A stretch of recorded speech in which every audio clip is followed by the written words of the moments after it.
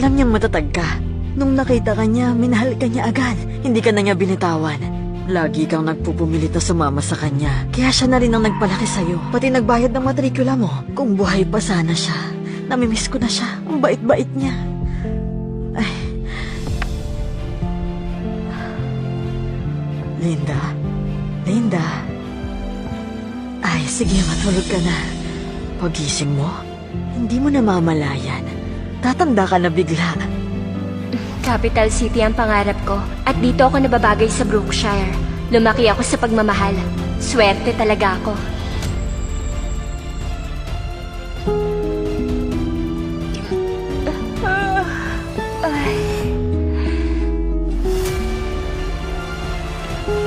Salamat kina Mama at Papa at sa mga kapatid ko. Ako ng pinakamasayang prinsesa ngayon. Wow, ang yaman niyo naman. Inggit na inggit ako, buhay prinsesa. Yan ang pangarap ko.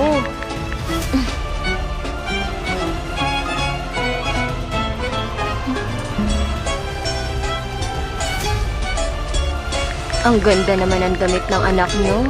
Gusto ko rin sana ng damit na katulad sa kanya. Pwede niyo ba akong ibili? O kaya pahingin pera? Tignan natin. Hoy! Kami nagbigay ng pera sa'yo, kami pa napasama. Mga may hirap talaga.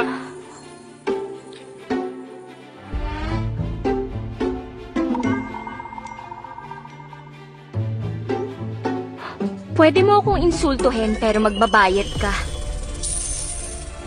Bank account credited, $10,000.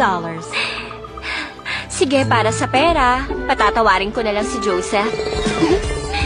Dean, Mom! Sunny, hali kayo! Magbakasyon tayo! May pera na! Tara, tignan natin yung resulta. Ate! Hello, Oh, Marina. Tara! Bilis! Ito, Sige. basta 5631. Huwag kang magkakamali, ha? Sige. Linda, anong sabi? May resulta na ba? Ang sabi dito, ang rango ko nasa top 50 buong probinsya. Ay, Linda, ang galing mo! Sabi ko na papuso ka! Linda, nagkatotoo ang sinabi ng lola mo. Ang galing-galing mo. Ngayon na ba? Pipindutin ko na yung search. Nancy, kaya mo yan. Good luck. Ay naku, pwede ba? Pakitignan na lang. Pumasa ka! Oo, nakapasa ka, anak! Talaga? Mabuti nakapasa ako. Pero munti ka na rin bumagsak. Kapag sa magandang eskwelahan, baka mahirapan ka. Papa, pasensya na. Dapat nag-aral pa ako ng maigi. Pa, magdamag na kulong si Nancy mag-isa. Sa pinagdaanan niya, nakakabilib na ganito pa rin ang score niya. Oo, nahirapan talaga siya. Ewan ko lang kung pumasa rin si Linda. Kung may kapamilya ako magiging top scholar dahil sa entrance exam, siguradong mas mapapansin ang headquarters ng subsidiary namin. Tara, tawagan natin si Linda. Total kapamilya pa rin naman siya. Tama si Papa. Nag-aalala rin ako sa kanya.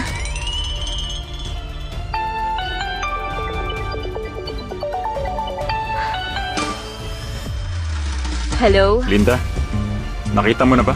Ano, lumagpas ka ba ng 700? Hindi ko alam. Dito kasi hindi makita yung resulta. Ano?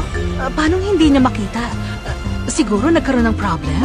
Teka lang, hindi mo naman siguro nakalimutan yung barcode, di ba? Kaya ba ayaw lumabas ng score? Ano? Naku, Nancy, sabi ko na nga ba, walang magandang lalabas sa bibig mo. Teka, sino ka para sabihin yan sa kanya? Huwag mong sisisihin si Nancy dahil wala siyang kasalanan. Hindi na ako nagulat. Alam ko na ang nangyayari sa mga taong tulad mo sa mga importanteng exam. Laging sumasablay. Pwede ba? Kung may sablay dito, kayo yun ang pamilya mo. Ano? Grabe ka! Linda, ano bang ginawa namin sa'yo para sabihin mo yan? Tigilan mo na yung pagpapanggap mo. Linda! Ni isa sa pamilya nyo walang makaintindi. Kaya naman, hindi nyo talaga ako maiintindihan. Hindi nyo ba talaga alam ang ibig sabihin nun? Nasa top 50 ako ng buong probinsya. Siguradong pasang-awa ang grado ni Nancy. Kung pamilya ko talaga kayo, bakit mas matalino ako sa inyo? Anong sinabi mo? Linda, mo ba posible na maging top scholar ka? Ayoko na kayong kausap, baka mahawa ako sa inyong lahat. Ingrato talaga. Nakuha mo yan? Ang galing mo talaga, Linda. Ano na naman ba? Linda, hello. Check mo na online. Lumabas na ang resulta. Ikaw ang top scholar sa Capital City. Viral ang interview mo.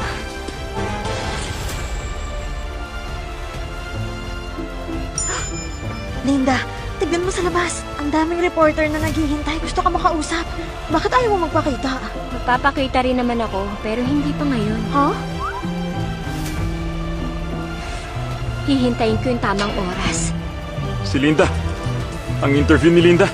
Siya nga ang top scholar ng Capital City. Hindi ako makapaniwala. Si Linda Walker. Siya nga talagang naging top scholar. May entrance sa isang top scholar ng pamilya natin. Pinagpala talaga tayo.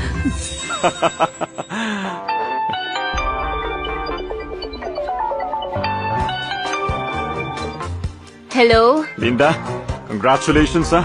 Proud na proud talaga ako sa'yo. Yun lang ba? O may iba pa? Linda, sikat na sikat ka na ngayon sa internet. Bakit kaya hindi ka magbigay ng isa pang interview? Kahit dito sa bahay, hihintayin ka namin dito. Para makita ng buong mundo na ang pamilya natin nasa lahi ng pagiging matalino. Hinihintay ko lang na tumawag kayo. Sige. Sige, sasabihan ko na yung mga reporter para maganda. Papayag na ako sa interview, pero hindi sa bahay nyo. Dito dapat sa Brookshire. Linda, ano ba? Kapamilya ka pa rin namin. Kung may interview, dapat dito gagawin. Oo nga, Linda. Tsaka isa pa, top scholar ka ng Capital City. Bakit ka pupunta sa Brookshire? Para magpa-interview. Bale, hindi na kayo pupunta? Okay lang din. Ako na lang magpapa-interview dito mag-isa. Kayong bahala. Hindi, teka lang. Sige, gawin na lang natin sa Brookshire. Mag-book na ako ng flight ngayon. Punta tayo sa Brookshire mamaya. Bilis, maganda na kayong lahat. Mag-impake na kayo, dali. Pupunta tayo sa Brookshire. Pa! Sumusobra naman siya. Mapapagod lang kayo sa biyahe. Sa tingin ko, pinapahiya niya lang ang pamilya natin. Migil ka na! At wag na wag mo sasabihin yan sa harap ni Linda.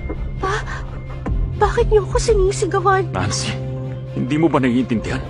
Malaki na top scholar siya.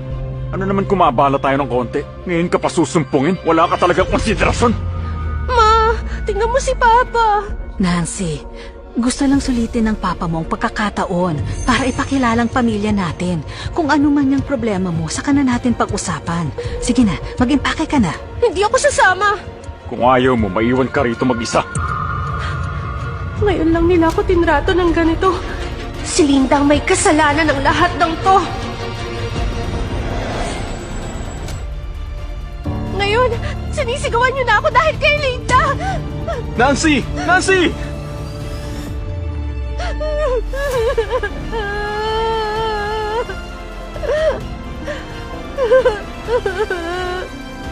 Tahan na. Nasasaktan din ako. Sabihin mo nga, dahil ba hindi maganda ang grades ko, kaya hindi na nila ako mahal.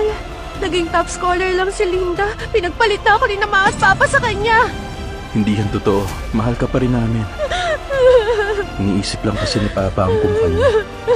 Sabi ko na nga ba, matagal ko na rin namang alam. Mas matimbang si Linda kay Papa kaysa sa akin. Kahit yung kumpanya, mas importante pa.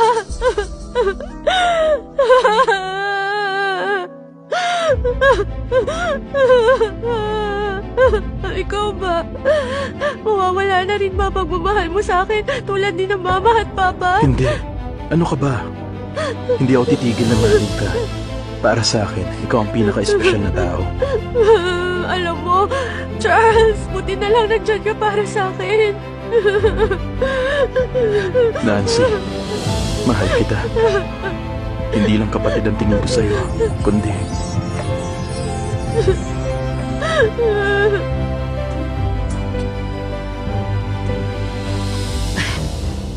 Ang sama talaga ng hangin sa lugar na to. Mamaya bumili tayo ng air purifier. Ito na yung pinakamagandang hotel sa Brookshire.